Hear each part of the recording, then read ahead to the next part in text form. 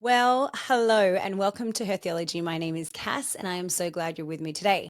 And before we get stuck into the episode, a little warning for those of you that may have little people in your car. Maybe they're not so little anymore, but this particular topic, SEX, is not something they're familiar with or you want to be listening to.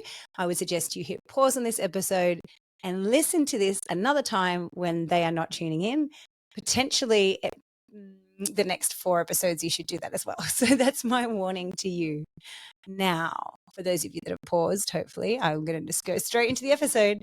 For those of you as well that may be potentially triggered by this topic, today I am going to talk about the good purpose that God has designed for sex, along with where the culture now finds us and a bit of the history of how we got here. And that could be slightly triggering for someone that has experienced sexual assault. And so I just want to say before we even get stuck into this episode, I'm not going to the nitty-gritty of things.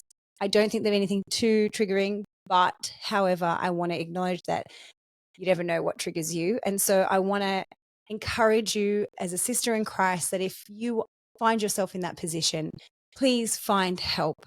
There is hope and restoration through Jesus Christ. He sees your pain and he grieves with you. He is your greatest counselor. And part of that is, yes, his word and yes, prayer, but it's also community. It's finding the right people to help support you through that journey. And so if that's you, please make the effort, do the work to find a counselor, a therapist, the right leaders within a church, the right community of disciple makers around you to just help nurture you into a place of healing and restoration. And look, sister or brother, I'm right there with you. We look forward to the day when we'll be in heaven and all will be complete and taken away. And so until then, you deserve to put the effort in to find healing and restoration. And so that is my not just a trigger warning, but just my love for you all as we broach this subject over the next 5 weeks. So to get us into this episode, if I was to ask you, what is the purpose for sex? What would be your response? Because I think it varies, right? Like our perception, our expectation, and our understanding of sex is tainted by a variety of things. It's tainted by culture and history. It's tainted by our very own personal experiences. It's definitely impacted by our family of origin and what we grew up with hearing and understanding and seeing. It's impacted by our peers, the education system that we've grown up in, media, social media, the internet, porn. It's impacted, it's even influenced by the church and the church's messaging around sex. And it's not always been perfect. I will admit that. More on that soon. But today's episode, I really want us to think through what is God's purposes for sex? And then how does God's purposes outlined in Scripture kind of collide with the culture and society that we find ourselves in now? And then I want to take us through a real quick history trip to figure out what was the start of this sexual revolution and why is it sticking and lasting so long? So bear with me. This episode is really about building a good foundation for the next 4 episodes that are going to be really practical. And the reason why I'm doing this whole series is because I want to shed light on the struggles that so many women and men face. I want to remove the shame or the guilt that's there. And I really want to bring forth hope and restoration. With the help of many 3 amazing, esteemed, experienced Christian sex therapists, we are going to expose the lies that we've believed. We're going to address the struggles and the hesitations and the blockages that are there. And we're going to press into God's good design for us as his image bearers, but also give you lots and lots of practical tips to help get you on that journey of a healthy sexual life within your marriage. Now, ultimately, the reason why I'm doing all this is because I want to reclaim the narrative around sex. Don't you? For the glory of God, sex is a good thing and we should start seeing it that way. It's not dirty and it doesn't need to be completely hidden.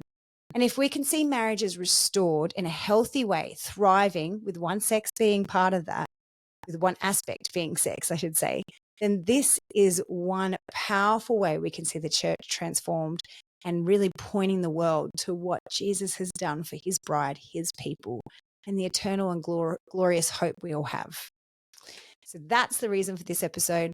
That's the reason for the next 4 episodes. And I hope you're going to be on the journey with me. Now, for those of you that are new to Her Theology, welcome. Like I said before, my name is Cass.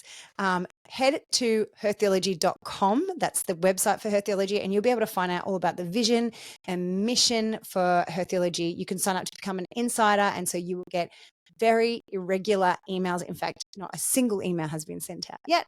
It's only brand new, the website, to be fair. It's only 2 weeks old. But for those of you that are signed up, emails will be coming out shortly, and you will get them very sporadically, so you're not going to get spammed. Another great way to keep on track. What am I saying? Keep up to date with Her Theology is to head to Instagram, Her Theology, and you'll be able to see regular posts and updates from little reels from the episodes and what to expect from each episode, but also just a barrage of my different thoughts and things and what's going on in my personal life, just a bunch of stuff. So it's a bit of fun social media. I try to keep it as encouraging as possible or insightful as possible, but sometimes it's just fun stuff as well. And lastly, that brings me to, for all my regular listeners, thank you so much for listening. You are just such a blessing. I love it when you guys reach out to me and you share your insights or what impacted you or how you're encouraged. It's just so wonderful. I cannot thank you enough. As one more thing to ask you for is that I would love if you could leave a review on whatever platform you're listening to. I know I say this a lot, but it just really helps build Her Theology in a very organic way that doesn't cost me any money. And it takes 5 minutes of your time. So if you can leave a review, if that's possible, on Apple Podcasts, or share it with your friends and family, that is just the best way ever. Share it on social media, whatever it may be. If you see something you like, share it and get the word out. Now, I want to emphasize that last point of sharing these, because these particular episodes, just to give you a little bit of insight, Instagram, Facebook, YouTube, all the social medias, they don't really the algorithm doesn't like anything that has the word sex in it or anything like that. So I need to be clever about the titles, but it also means that they won't just naturally show up in people's feeds. So the more you share an episode that is really impactful and you found helpful, the better, because things like this kind of get hidden in between all the other messages that are going on. And I actually think this series will be a really powerful series to share with churches, church leaders, and even men in our lives. Even though we're largely coming at it from a woman's perspective through the next 4 episodes, it would be really helpful for men to listen to it and go, oh, that's what's going on. That's what's going on for women, and it can help create some really good, healthy communication for marriages. And so I hope this series will be helpful to you, and I really would love your support in that. Now, let's get on with the show. Okay, that's enough of that. All right. So at the beginning of the episode, I asked, what is the purpose of sex? And unsurprisingly, answers would vary greatly. But hopefully at the core, our understanding of what the purpose is behind sex is biblical. And so I want to raise 4 purposes for sex that I can see in Scripture. 1 is procreation. 2 is unification. 3 is covenant or covenantal. And 4 is faithfulness. Procreation, let's start on that. Genesis 1:28 says, God blessed them and said to them, be fruitful and increase in number, fill the earth and subdue it. Clearly, sex is designed for reproduction. Many can attest to the fruit of our work, I'm sure. And I want to acknowledge, though, at the same time, that that's hard to hear for those that are struggling to conceive. It's not, we are in a broken world, and the reality is not everyone will be able to have children. I have done a series on that, and you're welcome to have a look at that if you want. I want to say, though, reproduction is just one of the purposes behind sex. And if you actually stop to think about it fully, it's pretty profound. It's simple in a way. It's physical and it brings forth life. It brings forth life. Is that not a wild and crazy thing to consider, that God, the creator of the universe, gave us the opportunity to be part of the creation process? He is the one that breathes life. He is the one that chooses to give you the miracle of life. He is sovereign over that. But I do think it is a wonderful privilege that we often overlook, the reality that some of us, get to experience what it means to bring forth life. Now, is this its only purpose? No, it's not the only purpose for sex. No, another purpose for sex is to bring unity or unification. Genesis 2:24 says, a man will leave his father and mother and is united to his wife, and they become one flesh. Jesus reaffirms this in Matthew 19. He says that at the beginning, the Creator made them male and female and said, for this reason, a man will leave his father and mother and be united to his wife and become one flesh. So they are no longer two, but one flesh.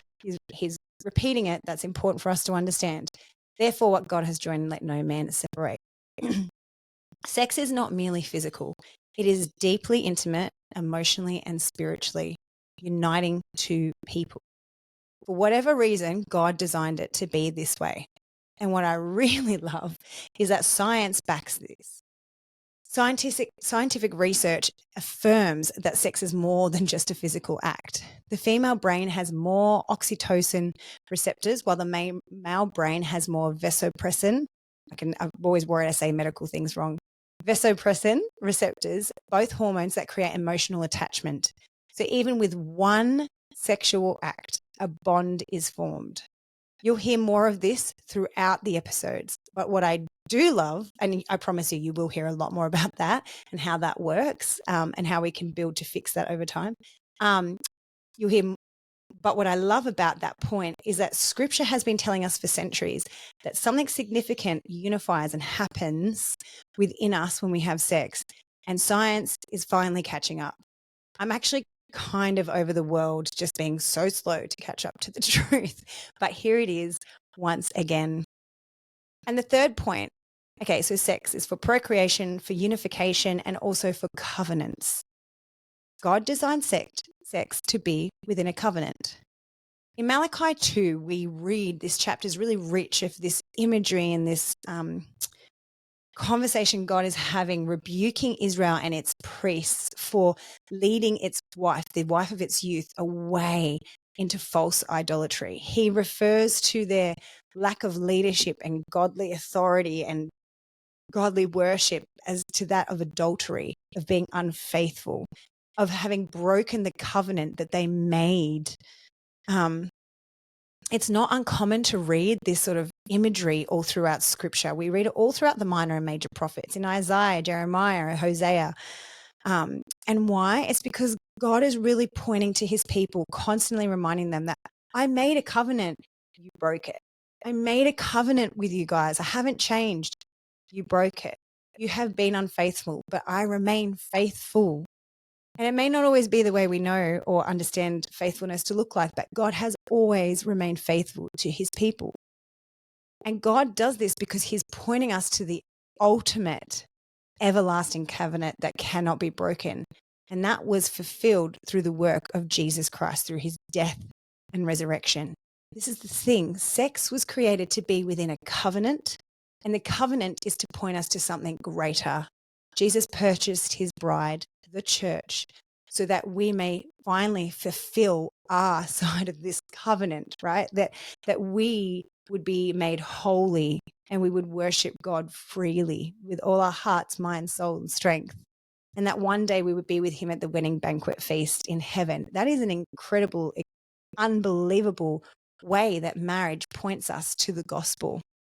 And this is why in Ephesians 5:2 it says, husbands, love your wives as Christ loved the church and gave himself up for her. That speaks so much into sex, marriage, covenants. And so to bring this point home, I want to share with you a sermon that's really impacted me. I will link it in the episode notes. And that's by Tim Keller. It was called Love and Lust, not Lost, Love and Lust. You could probably Google that and find it. And here he describes two views of sex and relationships. There's consumerism and there's covenant. The world, the culture, will tell us that sex is for personal pleasure. Consumerism, it is transactional.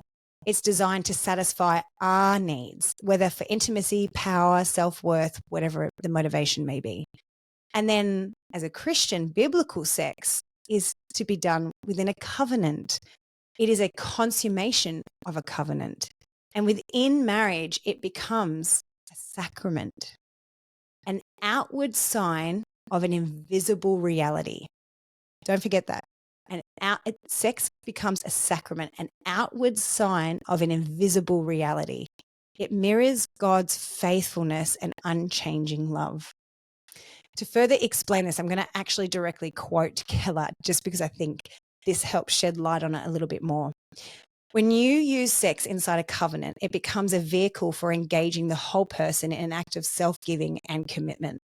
When I, in marriage, make myself physically naked and vulnerable, it's a sign of what I've done with my whole life by giving up my independence.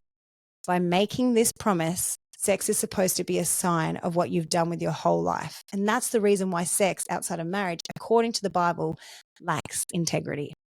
You're asking someone to do with your body what you're not doing with your life. You're saying, let's be physical, vulnerable with each other. Let's do physical disclosure, but not whole life vulnerability. How true is that? C.S. Lewis puts it himself, the monstrosity of sexual intercourse outside marriage is that those who indulge in it are trying to isolate one kind of union, the sexual, from all other kinds of union, which were intended to go along with it and make up the total union. Can you see how within the covenant of a marriage, sex points us to a bigger picture? How it creates in us the opportunity to build trust and to be faithful to one another. And it opens up vulnerability and it opens up doing whole of life with each other. And like I said before, what Tim Keller said before, it's the outward sign of an invisible happening that Jesus is bringing his bride home. And when we have sex, we are doing an outward sign of an invisible happening with our unification of our bodies in that covenant. God takes covenants seriously, real seriously. He's not in the business of breaking them. And it's for our good and for his glory. And this is what he's intended for sex, for it to be protected and honored within a covenant, because he knows that's what's good for us and he doesn't want us to lack integrity. And that brings me to my fourth point, faithfulness. 1 Corinthians 6:16 warns, do you not know that he who unites himself with a prostitute is one with her body? For it is said, the two will become one flesh. Here it's highlighting this unification that takes place and how that is meant to be within a covenant. And you can see that when sex within a covenant is there, it creates trust, and this brings forth faithfulness. God is big on faithfulness. All throughout Scripture, he takes it very seriously. And you don't have faithfulness. Well, you don't have trust without faithfulness. I trust my husband because he is faithful to me, and vice versa.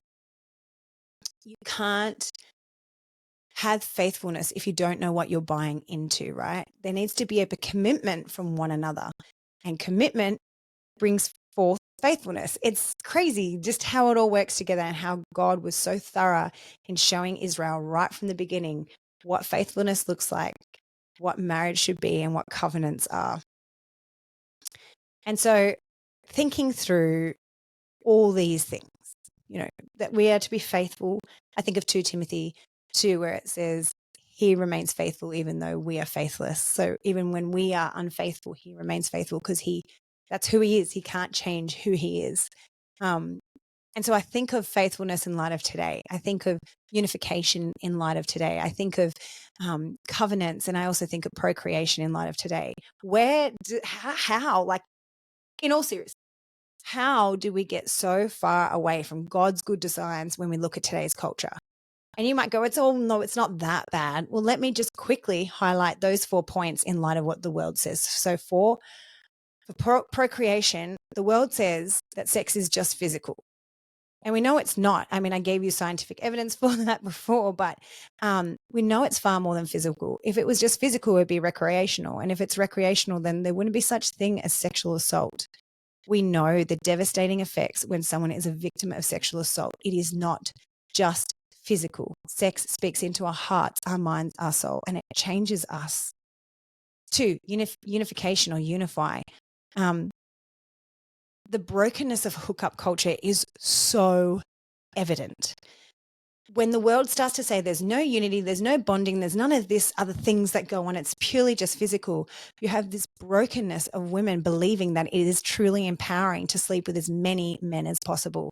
Only recently, an OnlyFans woman, I can't recall her name, and probably best I don't even mention it anyway, broke the world record for sleeping with 1,000 men in 24 hours. You heard that correctly. 1,000 men in 24 hours. I cannot help but look at the video of her interviewing and just seeing the brokenness in it. I do not buy for a minute that she is not heavily impacted by that. And this is the thing, when this is the world, the reality that people are living out, we know for a fact, again, with science, and we will touch on this with the next 4 episodes, is that those emotional bondings that takes place in the brain that we were talking about before, that starts to break down and your ability to bond starts to disappear. Now, luckily, thankfully, God has made the brain in a way that we can create new healthy patterns, but it takes time.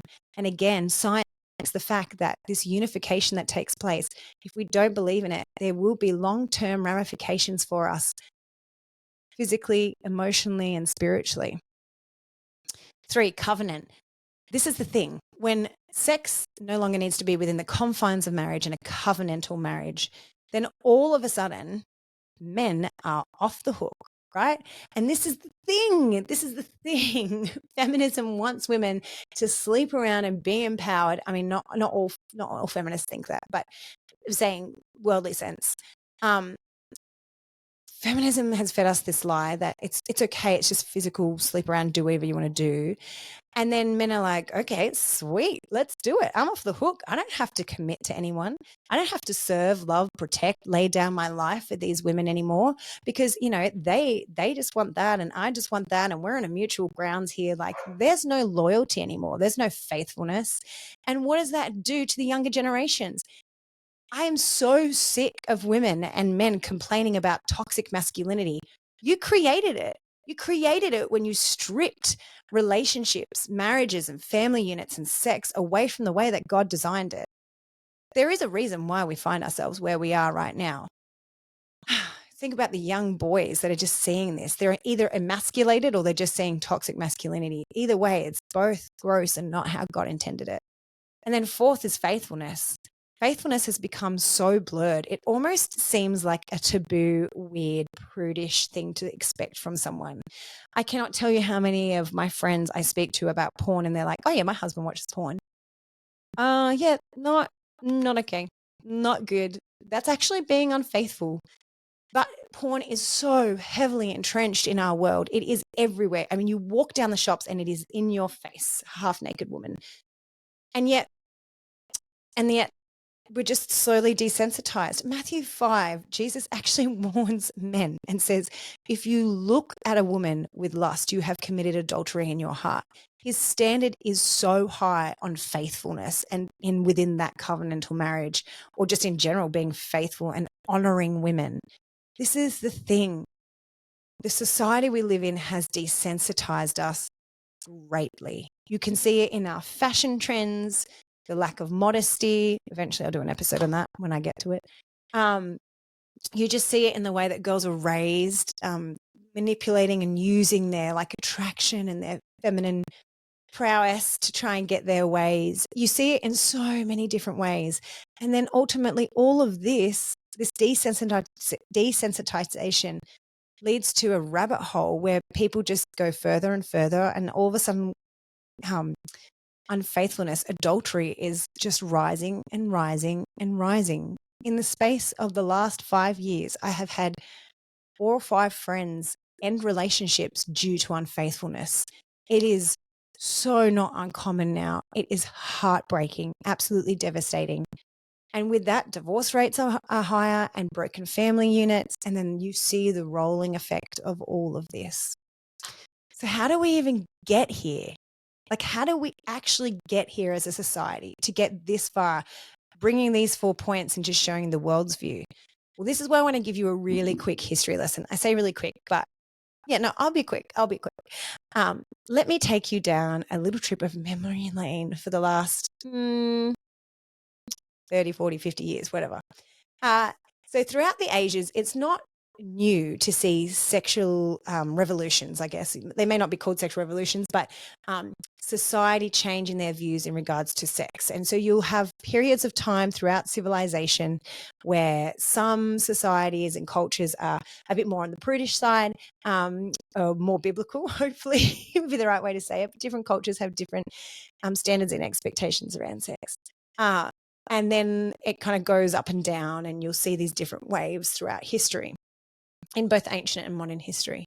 But it's really interesting looking at the current sexual revolution that we find ourselves in today, because it's stuck. It's stuck for longer, and I don't think it's going anywhere anytime soon. And there's a few big contributing factors to that. Two I want to talk about today. One is a person. Let me introduce you to the father of the sexual revolution, Dr. Alfred Kinsey. You may or may not be familiar with his work, Sexual Behavior of the Human Male and Sexual Behavior of the Human Female, also known as the Kinsey Reports. He is one of many individuals that really kind of changed society as we know it. And the reason why is because he was the one that was responsible for the Kinsey Reports that transformed our understanding through the Western civilization on sex and sexuality. It has gone further than the Western civilization, I will say. I will put a disclaimer in before I go any further on some history on him. Researching him is heavy and hard. The Kinsey Reports are still widely used worldwide, and they have permeated every aspect of society as we know it. I'm talking law reforms, I'm talking education, I'm talking the medical world, I'm talking about psychology, everything. You'll find it everywhere. And there was parts of his research that were good and conducted in an ethical way, and that have been helpful. However, there is a very dark and twisted side to his research. There is many, many allegations. Some of them are substantiated, some of them are not. It is worth doing your research into this yourself. So I'm going to give you a very brief snapshot and some information that I have found. You'll find links to all the resources that I'm talking about in the episode notes. So just putting that out there. I will warn you though, some of the stuff that he has been accused of and that has been substantiated is really disgusting, vile, and evil, in my personal opinion. But let's get in to explain him to you. He started out as a biologist with a keen interest in a particular wasp. I think it was the gull wasp or something like that. I'm not sure how to pronounce it. And then moved into his research on human sexuality. And this was in the mid-40s, he definitely did not like religion. And he really believed that humans and animals, we weren't all too different, right? So he gathered research and information from thousands of individuals across this span of time. And I mean thousands, like over 6,000 or something. But included in those thousands of people were 197 children and infants. Again, I will reference this in the episode notes. And that resulted in the Kinsey Reports. The information collected was derived through just research and interviews, but also a few experiments that were put across different genders, children, and was derived in unethical ways. The information collected was also derived from, I would say, people that we probably wouldn't want to get information from necessarily to base our sexual understandings, including rapists, murderers, and pedophiles. That's just the truth of it. Ultimately, like I said, Kinsey was a hater of religion, and he wanted to separate morals and ethics from sex. He wanted to say that sex was purely physical, that there was not much more else around it, and that our expectations, our standards, the morals that we had around it were a social construct. In fact, his very own words was, the idea that there is a normal or abnormal sexual behavior is simply a social construct. And like I said before, God designed sex for us in a beautiful and unique way because he knew it was good for us. And if he's laid out for us what sex is and what its purpose for, then when we read someone saying the idea that there is a normal, abnormal sexual behavior is simply a social construct, should bring alarm bells in our mind because he is creating his own truth. Yeah. With this new research in the public arena, it did not take long for the public to just start running with it. There was some public outrage because people saw the way he collected the data. They questioned how viable a lot of it was and also the approach in which he did it. Some of the experiments came out over the years and there was people that advocated and lobbied against it and really fought to try and honor the victims of some of his experiments. But as the popularity grew about Kinsey and his reports, we started to see the start of the sexual revolution. And that got the change makers excited. They would leverage these reports to like change laws on sexual assault, to legalize abortion. They changed the entire sexual education curriculum within schools very, very quickly. And as that popularity grew, so did Kinsey's fans. And you know who one of Kinsey's fans was? None other than Hugh Hefner, the founder of Playboy magazine.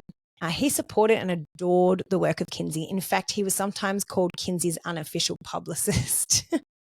And Hugh Hefner is responsible for the growth and the trajectory of the porn industry. He normalized the over-sexualization of women. He made explicit imagery really readily available at the time. And then to top it off, we have Helen Brown, the editor of Cosmo, who was a fangirl of Hugh Hefner. So Hugh Hefner is in love with Kinsey, and Helen Brown just adores Hugh Hefner and thinks what he's doing is great. And so she's starting Cosmo, and he comes along and he's like, look, I love what you're doing here with Cosmo. Let me help you. He helps actually hire editors for Cosmo, and they try to make it like the female version of Playboy. And so this is all back in like the early 50s, 60s. And you can see then how this boils over into the rest of society. So then I talked about that there's two things that kind of started the sexual revolution. One of it was the Kinsey reports. The second thing is not a person, but in fact, the pill. So you pair this new sexual freedom that people are celebrating because it's just physical. There's no other consequences. And we're all just meeting our own desires and needs because it's nature. We're animals. It's at our core. I'm summarizing there. There's more to his research. But you can see when you've got that sort of message being played out through the media, and you've got the rise of Playboy and Cosmo and these other new ways of seeing sexually explicit things in front of your very eyes, of course that's going to drive people to act out on those things. And so then we introduce the pill. For the first time in history, women can have sex without the risk of falling pregnant. This is a game changer. Then, a little bit on down the track, you have abortion is decriminalized. You can see here how this history starts snowballing. Not only do people no longer have boundaries, they actually have free reign. They can do whatever they want, with whatever desire they have. And then we fast forward to now. We have the rise of technology over the growing age, and the continued message that sex, it hasn't changed, is purely biological or part of our physical nature. The damage of this sexual revolution just continues to grow. It's utterly devastating for the next generations. It's utterly devastating for us. Not only is the world entrenched heavily in this broken and evil understanding of sex, it has seeped also into the church. In a reaction to this message, the church has had two responses. The first is the purity culture push, where sex has become a dirty word. Their silence on sex and what we should do with it and a response to the world has meant it's created a dirtiness and a shame to sex. And on the other hand, other churches have accepted the message that the world is giving out in regards to sex, and is now saying that, you know, sex and sexuality and gender are all fluid, and, you know, God's designs and purposes are outdated and not relevant to us anymore. Both these responses from the church are confusing. They're leaving people broken, hurting, and wanting more. And I can't blame them. And so this is where we find ourselves, my friends. This is it. This over-sexualized culture we find ourselves is the working of Satan's plans. And he has been patient, and it has been intentionally breaking down the family unit since word go. He has been unraveling the Christian roots that built the Western society and slowly rebuilding it as Babylon as we see it today. We are in a battle, my friends, and we don't need to give up hope. And we need the tools to protect our marriages and relationships so the church can be the shining beacon of hope and restoration that she was always meant to be for the world. And that's why I've done this series. It's not because, oh, sex, what a great title, people will click on that.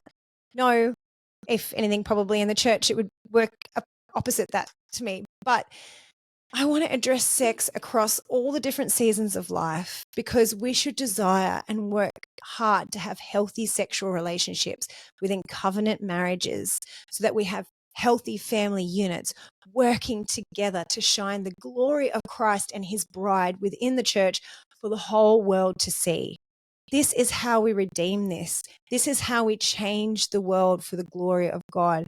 This is how we love Christ. And so join me over the next 4 weeks. I'm going to go each episode. I'm going to sit down with an esteemed, beautiful, wonderful sex therapist. 3 women are on, and I'll walk you through them in a minute now, as we go through the groundwork for each life stage that we find ourselves in and to help overcome the hurdles that come with that. And so the first episode next week, which is the second episode in this series, because this is number 1, is with Renee Yam. And we talk about the season of being single. How do I sit with being a sexual being, but not in a relationship, not married, to be able to have sex? What does it look like if I'm engaged? How do I prepare myself for sex? If I've listened to a lot of the purity culture, I've had a lot of experiences myself, how do I fix my understanding and communicate my expectations and have a healthy communication pattern going on with my future spouse? And then also newlyweds. How do you guys switch it on from being sex is bad, don't do it before a marriage, to, oh, within an instant, it's going to be great. Woohoo. I cannot tell you, if you're listening to this and you're a newlywed and you're struggling, my husband and I have had, I actually can't tell you, so many couples over the years sit down with us and go, it's not working. We're not having sex. And we don't know why. It is not uncommon. And so you are not alone if you're listening to this, and there is so much help out there. And Renee Yam really walks us through that. And she is just so beautiful, gentle. Oh my gosh, she's a fresh breath of air on this topic. The third episode is with her again, and that's when we talk about marriage life a bit further on down the track. So say 5-10 years down the track. How do you keep the spark alive between the two of you? And then for those of us that have had kids, I go there. I ask all the questions because I'm a mum with 4 young kids, and I am like touched out. I'm exhausted. You know, your body changes post-pregnancy. It's real. So Renee walks us through all those things, and I ask all the questions, and you could just come along on that ride with me. And the next episode after that, episode number 4, is with Monica Cook. She is wonderful. I loved her insights on perimenopause and menopause. Yes, we went there. We started talking about, what does sex look like within marriage when maybe the kids are a bit older, they're teenagers, and you have less time to yourselves because they're like always there late at night. What does it look like? And what is perimenopause? When does that happen? Why is it happening? What's happening? And menopause? What do you mean we've got 5, 10, 15 years of this stuff going on? What do we expect? How do we manage it? What do we look forward to? How do we communicate with our husbands what's going on? What can we expect with sex? And then the very last episode is with Patricia Wirikoon, which, again, I mean, is she not always the best ever? She always gives you a laugh. I just love her. She is such a blessing to the church. And we talk about the gray years. We talk about, okay, you're an empty nester, the kids are gone, you're retired maybe, or maybe you're still working, but you've got a lot of gray hairs. There's a lot of wisdom there, and there's a lot of gravity taking place. So what happens to our body? What is happening to our body, and what do we do? How do we navigate this? And let me tell you, I probably learned the most in that episode out of all of them. I was like shook. Anyway, it's great fun. The episodes are all really done in a well way. I mean, these women, this is their full-time job. So they know how to talk about this subject with delicacy and with grace, and also, they're not crude or gross or anything like that. And so I hope this series will help you. I hope you've listened the whole way through this as well. I want you to be on this journey with me. And the whole point is that I want to reclaim healthy sex lives for marriages within the church, because I think this is how one of many ways, but one important way that we can ensure marriages stay together, that they strengthen and grow together, and that ultimately it brings the church into this transformative place for the world to shed the hope of the gospel. It's just one way, but it's one really important way. And I think it's one really important topic that we need to address within the church and talk about openly. So if you enjoyed this episode, please share it with your friends and family, like I said before. If you want to reach out to me and have any questions, you can do so and I can point you in the right direction. Chances are when it comes to this topic, I won't be able to completely answer or help you, but I can point you to a whole lot of professionals that might be able to help you. You are not alone in this. Just know that there are so many of us struggling in different ways. And as always, leave a review, follow along on Instagram, and you can get all these episodes on YouTube if you prefer to look at them. So you could do that at Her Theology Podcast on YouTube. Make sure you subscribe if you check that out. That would be really helpful as well. Other than that, I hope you enjoy it.